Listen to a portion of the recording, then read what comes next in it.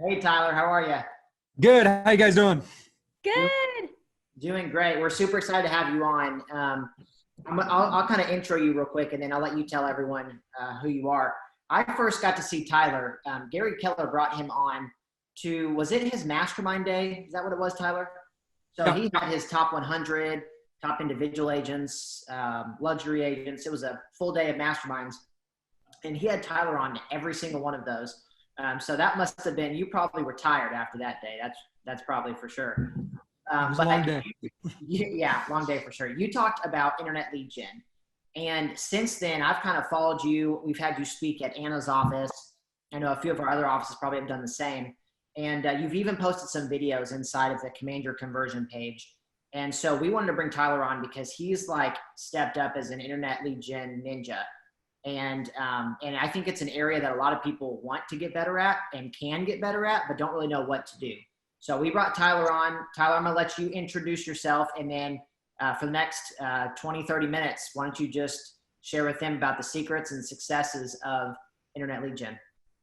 Sure. Yeah. Awesome. Yeah. Thanks for having me, guys. I have to tell this story because it's funny. I was just scrolling through my Facebook, and Nick Baldwin had posted like a marketing thing for this event, but I didn't realize it was this event. I just saw a picture of Lance Loken and a couple other people on there. I was like, man, that looks like an awesome event. I want to check that out. And then I realized it was what I was teaching on. So this is Tyler, do you know the funny thing about that is Lance saw that too and was like, oh man, I think I double booked. We're like, no. So like the moral of the story is we just all need Nick to share something from now on, and then we're good.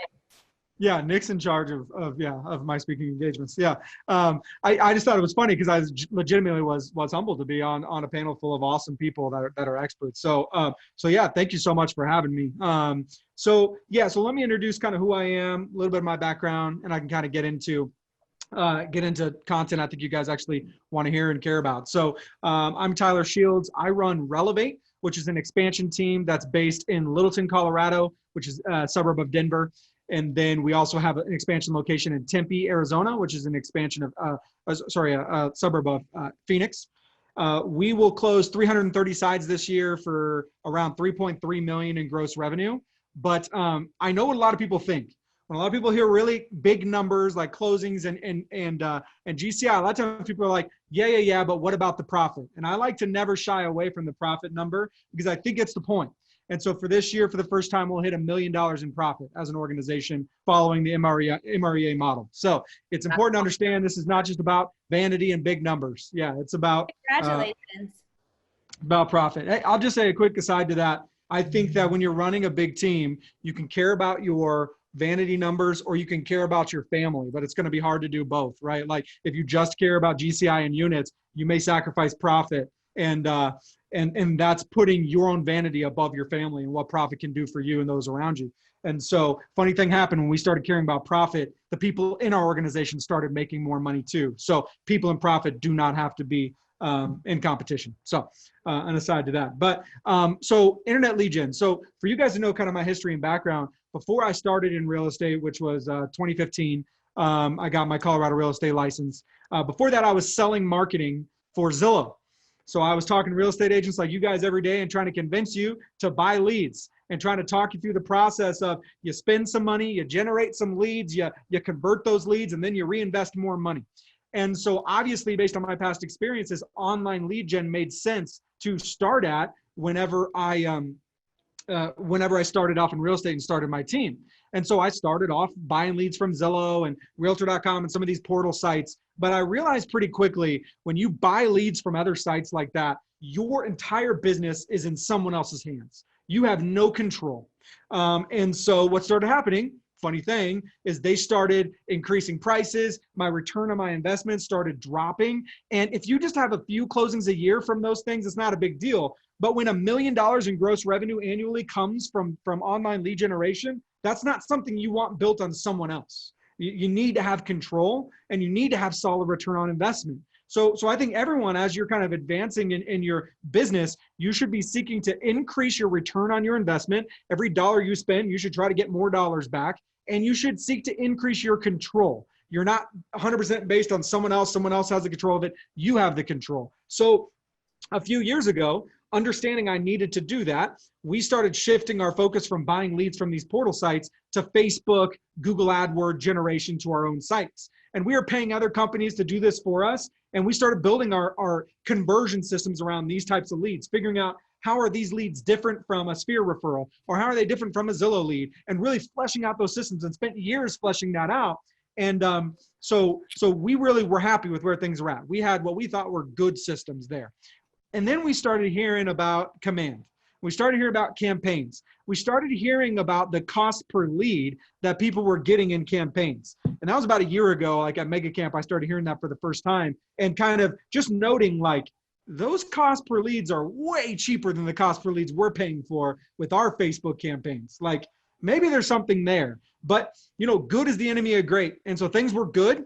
And so we felt no reason to really make any changes. Like, yeah, I see that. I'll register that in the back of my mind. Well, necessity is the mother of all invention. And when COVID hit, we absolutely needed to find a way to save money, but I did not want to generate any less leads. Like, I absolutely did not want to give my agents less leads during this tough time, but I absolutely wanted to spend less money. So we went all in late March and decided to shift almost all of our money and efforts from other Facebook and Google online lead generation to command and campaigns.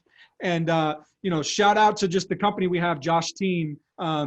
I knew I needed to do it at scale. I couldn't just generate a few leads. So I literally sent him a Facebook message, having never talked to him before, a cold Facebook message, and just said, I want to start generating leads at command, but I need to do it at this scale. Do you think that's possible? 10:30 at night, we were in a 30-minute Facebook message conversation talking about the possibilities in my business and genuinely caring about my business and not kind of what he's building, right? And so that gave us the confidence we needed to jump in full bore and to get going.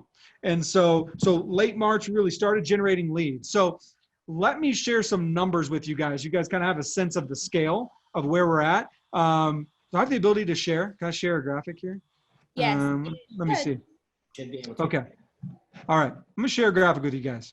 That way you don't have to keep just looking at my face. Okay. You guys see this graphic here? Yep, we got it. Okay, wonderful. So this says March 2020 to present. This is probably actually about a month outdated, but we'll stick with it because my marketing guy has not made a new graphic yet. So we've generated, as of about a month ago, 3,500 leads through command. Our average cost per lead is about $3.29. Now, in our market, the average gross commission is over $10,000, somewhere like $11,000, $12,000. So a $3 lead is huge. It's great. As I've talked with other people around the nation, if your average GCI is lower, then you'll probably see a lower CPL than even $3. But we generate 3,500 leads through command. Now, the thing that we are most excited about is 27% of those leads, so roughly 540 people, we would consider a nurture, meaning we had two-way communication with them. They verified they're not working with anyone else. They are looking to buy or sell at some point soon, and there's no reason why they wouldn't work with us. So 27% of these leads coming in, so roughly, what is it, every fourth lead or something like that, I have a real estate conversation with somebody. If you play those numbers out, that means roughly $13. I pay $13, and I can have a real estate conversation with somebody. I mean, and that's pretty huge, right? And so 540 nurtures, those are people in our pipeline. But already it's actually more than this now. It's actually more like 45 to 50 appointments we've gone on from these leads. But 7.5% of these nurtures didn't just have a good conversation, but they actually wanted to sit down and talk about real estate. And now this is actually updated to 5. And so 5 deals pending with over 50,000 in gross commission from these leads that we're just working with. And we have a lot of active buyers and sellers out there that we're kind of pushing along to the next step. So it's a patience game. These numbers will continue to get better, but I will tell you that stepping in and knowing that, every 100 to 200 leads that I buy is going to end up being a closing. Well, at $3 a lead, that means I'm spending $300 to $600 to generate $10,000 in my business, $10,000 to $12,000 in my business. Obviously that ROI tracks huge. And so that's kind of the results that we've been seeing. So those are the numbers that we've seen. Tyler, can Can I just make a quick observation? First off, that's Please. amazing. I think it's really easy to maybe look at like the number of closings and be like, it's not that many or whatever, right? Like kind of discount it. But what's truly incredible about what you've done, what gets me excited is I know the potential of your nurture, of the people that you have as nurturers. I mean, you've got their name, their phone number, their email address. You've had a conversation with them. Like those people, you span that out over a 1, 3, 5-year period of time, are just going to keep converting because you're going to keep following up with them. And so like the return at the beginning is, I'm even like this return you've had up front is really great. And that's just going to get better and better over time.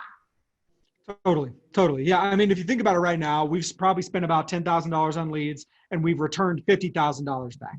So we already have a 5 times ROI with what we're spending, which is already as good as any other online lead source we've ever used. And as those things start converting even more, it's going to be even better. But like, I think, a lot of real estate agents I talk to are competitive people, we're salespeople. And so like, listen, forget about like everything past the nurture. Like, do you have confidence in if I said, I can hand you, 500 people that want to talk to you about real estate, that's on you to turn those people into, into actually active business. But I think as real estate agents, all we can ask for is people that want to talk to us about real estate. And then, we take it from there. So that's what that looks like. So what I'd like to do is, okay, so I presented the numbers. That's kind of why people have been like having us talk, is because I think we're doing it at a scale that few people are doing it at. But how do you guys duplicate this, right? So like, what do you guys need to do to do the same? And I think that's what you guys care about most. So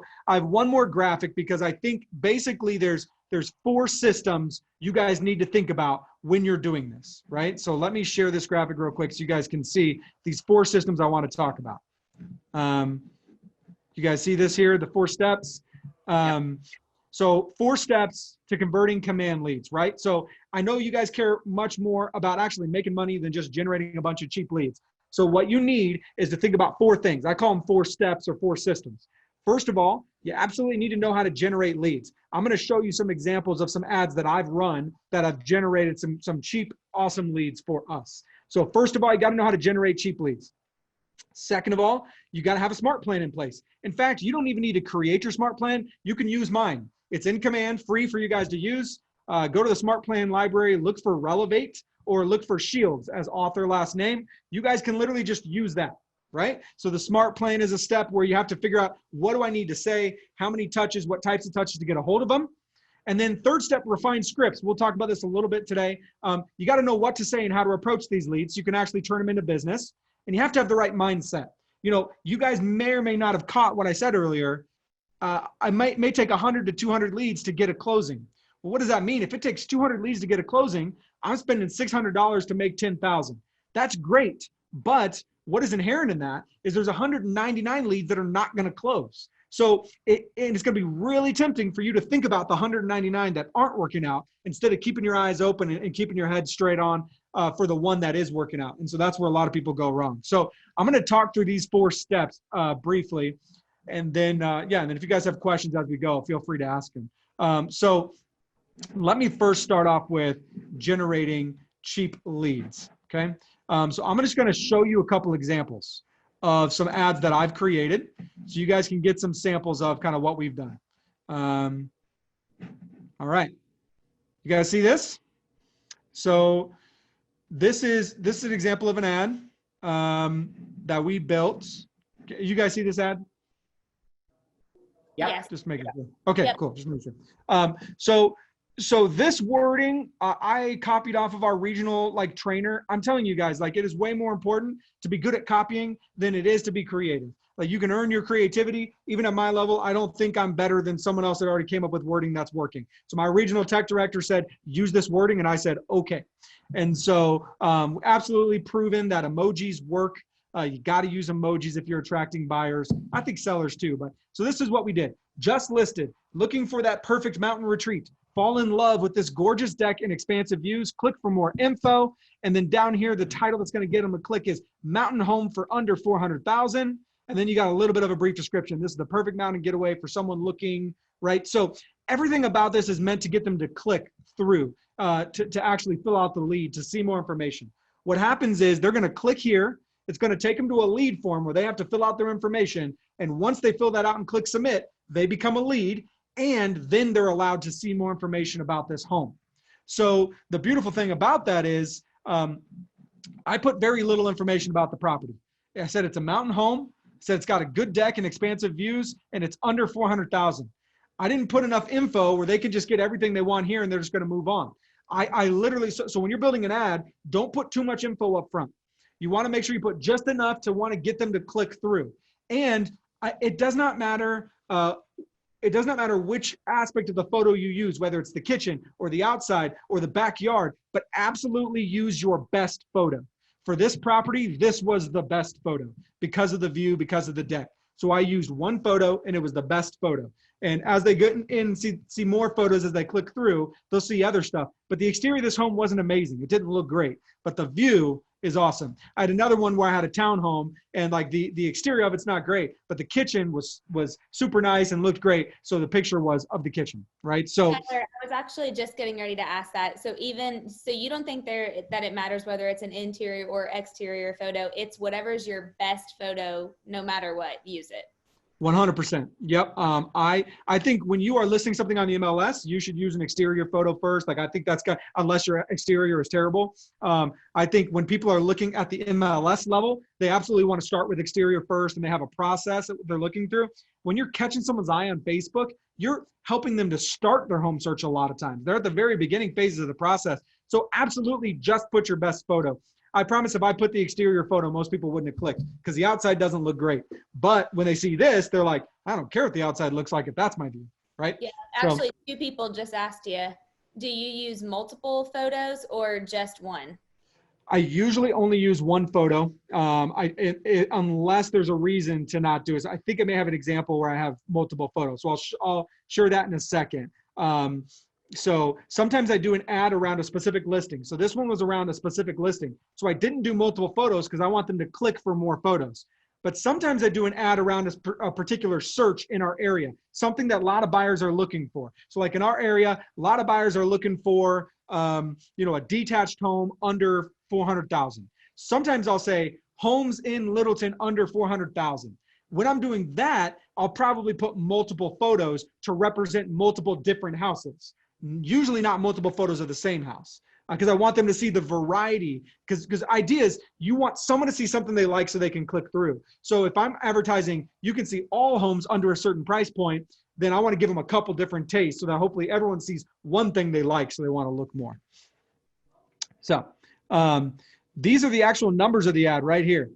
I spent $30 on this ad, $30. I assume everyone here has $30 extra they can spend. I generated 26 leads at $1.15 a lead. We had 1,592 people that saw the ad and 136 clicks. So that was my numbers here. I ran this over a week and I generated 26 leads on this one ad. So here's one example of an ad. Here's an example of one with multiple photos I just showed you. See homes under 400,000 with recent price drops in the Denver metro area. So I have multiple different homes so they can get a taste of different types of homes that may fall under this criteria. Denver homes under 400,000, customize the search to find exactly what you're looking for. The idea is they're going to click here so they can see all their options. And like, this is catchy, right? Under 400,000, but it also has a recent price drop. Wow, that's amazing. That's interesting. So again, I want them to click through to see something unique that they may not be able to find, right? Like if I just say, look for all homes for sale in your area, they're going to see that anywhere. They know they can go to Zillow for that. But when I've custom built them a search of homes under 400,000 with recent price drops, that's going to be unique. They may not be able to get somewhere else. And so that's an ad that's going to incentivize them to click. This ad, we spent $300. It was not ended whenever I was done. So it was about halfway through my spend, and it's been $151.33. I had generated 51 leads for $2.97 a lead. Over 9,000 people had seen the ad. Over 276 people clicked on it. And I ran it for 30 days. So this is an example of something that ran for longer and generated, and you can generate, if you don't want to create a new ad every 7 days, generate it longer. We do have a couple questions, Tyler. Yep. let's Let me see, let me see. go back up before I miss this one. What are your key ad set targeting parameters that you're using in Facebook ads? What is the best technique for adding in buyers to your lead gen form? Okay. You could maybe end on that one too. But then we're getting people asking, are these your listings? Hey, Oh, Dan, why don't we let Tyler finish up what he's showing us, and then we can go just nail him. We'll go through real quick at the end. Perfect. Yep. Perfect. okay. Okay. I can look at this like the ad set. Okay. So we'll go through all the questions at the end. Keep putting them in there and I'll kind of rapid fire through them at the end. Perfect. So the last thing I wanted to show you is an example of a seller ad. So it's not just for buyers. You can also generate sellers. So I put here, sell your home on your terms, pick your commission, cancel anytime, or accept an upfront cash offer, right? So you figure out what your unique value proposition is. It's not just, I can sell your house, and any real estate agent can do that. What's your unique value proposition? So for me, it's going to be a real estate commission scale where they can choose 5% or 6% or 7% if they want to, based on the different things we give them. 24-hour listing agreements. So, hey, if you don't want to work with me, I don't want to work with you type of situation. Or, hey, we got various investors that'll give you a cash offer now. You may not be happy with the price, but you can sell it now if you want, right? So this is the idea of kind of so with this one, they're more expensive. We spent $30, got $10 a lead, but 3 leads. Every single one of these owned a home and were actual sellers. So I show that example to say there's other things that you can do where you can kind of go through that. So that's the cheap leads. Let me just, before I start answering questions, I'll want to take 5 minutes for questions. I'll do 2 minutes to just explain the mindset of walking through these leads. I think the biggest mistake people will make is they'll generate a bunch of cheap leads and not know how to convert them. So I already talked to you about the mindset. Understand it's a numbers game. 27% you'll have a great conversation with, but that means 73% you won't. Don't think about the 73% that you're not having good combos with. Think about the 27% that are. Let those other ones go. But even of the 27%, only 10% of those are actually going to agree to meet with you. Don't focus on the 90% that you had good conversations with, but they're not meeting with you. Focus on the 10% that are agreeing to meet with you. But even of those, only a fourth of those are actually going to end up closing. Don't think about the 75% that aren't going anywhere or didn't end up getting approved. Focus on the one that will. Too often we get frustrated with what's not working, put our eyes down, stop following the process, and then we miss the one opportunity. So you absolutely got to focus on the positive, not the negative, to be able to stay top of mind. And the last thing I'll share is about scripting. The biggest mistake agents will make is they will just treat these like a sphere referral. Hey, it's Tyler with Keller Williams. I see you're looking to buy a house. How can I help? It's not going to work with these leads. You're assuming that they're already in their home search. The reality is most of these people are earlier on in the real estate process than what you're used to. You're used to people calling you when they're ready to go. These people don't even know they're looking to buy a house yet. So you got to tread lightly with them. So I do what we call our dream home script. Hey, it's Tyler with Relevate Homes. Saw you were looking at some homes I posted online. What questions can I answer for you? They're going to say, just browsing, never mind. And I'll say, oh, no worries. That's exactly what the site's there for. Feel free to keep looking. Just curious, if you found your perfect property, like the dream home, when would you be looking to move in, right? I let them live in dream world. Let's just pretend we find the perfect property. Would you be looking to buy, and if so, when? That takes the pressure off of the conversation. Well, if it was perfect, then I would buy, in 6 months. Well, awesome. I'm a real estate agent. I look at homes every day. What does that perfect home look like for you?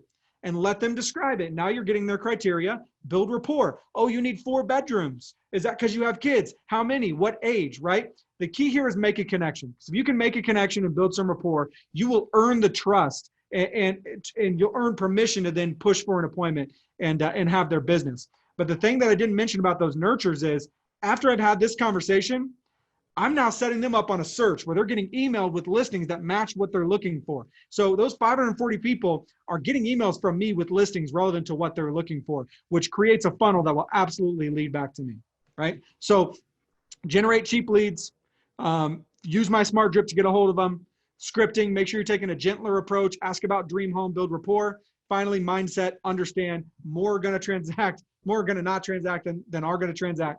Focus on the positive. So that's the stuff I wanted to share there. Let's try to get through some of your questions. So first off, incredibly valuable. Tyler's giving you his smart plan. He's giving you his ads. He's giving you his script. Other than giving you his self to make the calls, I think you've gotten great value. So will you in the chat, Tyler, after we're done answering these questions, Will you just type the script out? People are asking for it in written form. Yep. I will actually, I'll do you one better. We have a website that we've built out that documents all this stuff. It's password protected. So if you guys email me, I will get you I'll put the email in the chat. If you guys email me, I'll get you access to our website, which documents our ads, documents our process, explains what I just said more in depth, and get you access to all that. So email me, we'll get you access to our website, so you guys can do that. So. Robert said, excellent info. He almost talked me into moving. I love it. I do have one quick question before you answer these questions in the chat. Yep. Tyler, what would you say to the agent who has built their business and only operates off of Sphere? Why is this important too, especially going into kind of the new norm that we're all living in? Totally. So a lot of us maybe have never been through a shift. Have never really understood what it's like for like business to be harder, right? I think that everyone absolutely in your lead generation pillars, everyone needs at least one pillar that they could pull as many times as they want to generate business if they need to. The thing about Sphere is there's active action you do. You can call your Sphere, you can go find more Sphere, you can do 36 touch campaign, but at some point you can only bother your Sphere so much. Like at some point you can only squeeze so many deals out of your current database. And so at that point, you then need something that you can do an unlimited number of times to generate more business if you want it. So if you're happy with your business, then great. If you don't want to grow your business, like that's okay. But know that at some point when the market gets more tough, you may not get the number of deals you expect to get from your Sphere because less people are transacting, and you need something you can do to supplement. And so knowing that at $2, $3 a lead, you could generate as many leads as you want. This is something you need to be prepared for because you can pull it as much as you want. I've just proven you can pull it 3,500 times if you want. And so that's why I think it's important to just have a pillar. If it's not online lead gen, it could be something else for you. That's totally fine. It could be cold calling or door knocking or something else, but you got to have something you can pull an unlimited number of times. So that's great. Love that. All right, Tyler. So a couple of the questions, one of them was on your ad set targeting. Is that, if they email you, is that something that's a part of everything they're going to get from you?